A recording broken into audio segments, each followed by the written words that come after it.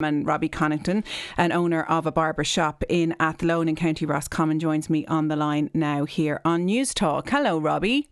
Hey Claire, how are you? I'm very good, Robbie, and I'm looking at an email that you had for the Taoiseach and the members of NPHET. And can you let the listeners know what it said? Yeah, so basically, out of pure frustration, I wrote to the Taoiseach and members of NPHET, just really requesting a 2-week window the barbershops and hairdressers could open and allow us to operate safely and soundly, so people would, in the full knowledge that our customers would be fully protected from the virus, and to kill activity within the black market, which is actually contributing to the spread of the virus. So how could we be protected from the virus completely? So more or less completely. Well, there was no outbreaks at all in my shop when we were open, simply because the customer has the mask on for the entire duration of the visit, and we're one of very few sectors that can say that. And along with all the extra indications we have implemented, and that's why there has been little to no outbreaks within the industry when we were operating. And we also implemented a booking system, during the first lockdown, which meant there was no queues, there was no excess traffic within the shop.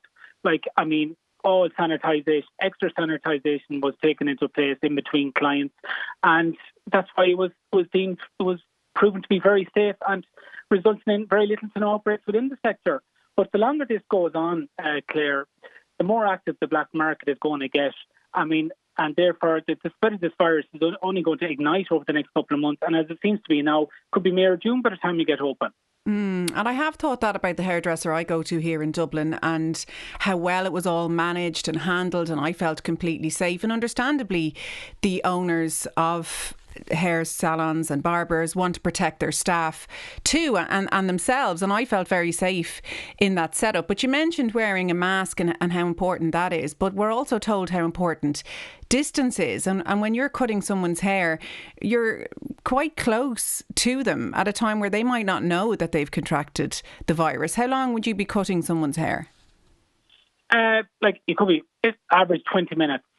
Some might be 15 minutes and some might be 25 minutes, but average 15 minutes. But Claire, we are close, and there's no denying that, but we're not as close as some people might imagine. We're actually at arm's length, and we're actually standing behind the client 90% of the time or more. So when you're at arm's length and I have a mask on and the client has a mask on, their nasal and mouth is covered, their hands are sanitised, our hands are sanitised. All tools and chair and gown and station is completely sanitised before they sit in there. Their contacts are being taken through contact tracing through the booking system.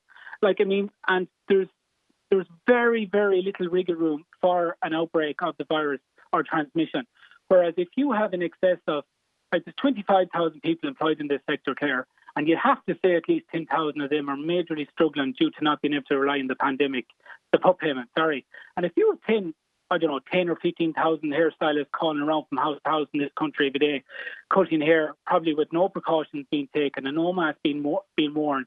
You may as well add a can of COVID-19 petrol and just light the bloody thing, because there's already an organic 33% transmission rate within households at the minute, and that's a huge factor why numbers are coming down.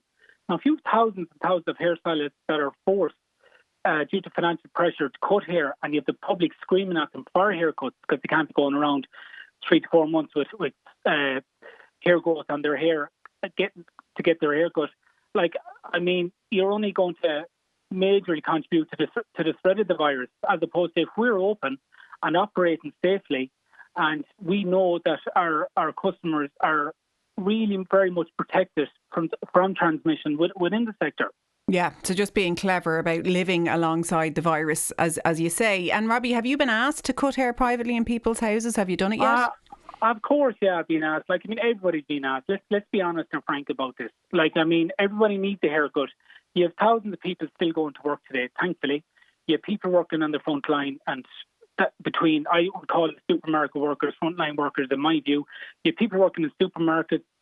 You have people working within the guards. You have the ambulance drivers. You have whether it's your mechanic or your solicitor. There's still an awful lot of people dealing with the public in many regards, and anyone that's dealing with the public cannot be going around with 3 to 4 months of growth, hair growth. It's completely it's undignified and morally wrong. And that's why most of them are forced to get their hair cut within the black market so that they can carry out themselves within their job in a meaningful manner. Because if people can't get their hair cut, they feel horrible. And if people already feel distressed enough with the current circumstances, and if people are going to work feeling distressed because they're agitated with their long hair, how do you expect them to deal with the public in a meaningful way and be anyways upbeat about it?